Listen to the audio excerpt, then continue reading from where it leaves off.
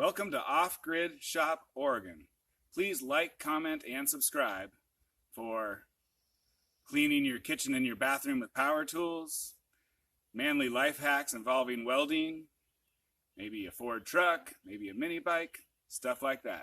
Thank you. Alright, I got a toilet here I want to clean. It's got these stains in the bowl that are from like calcium, lime, rust, or something else. It's like a mineral deposit. It really sticks on there good, and it does not come off with like a plastic brush.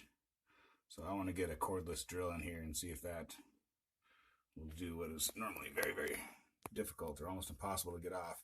There's probably some chemical that would take it off, but I don't want to put chemicals into the septic.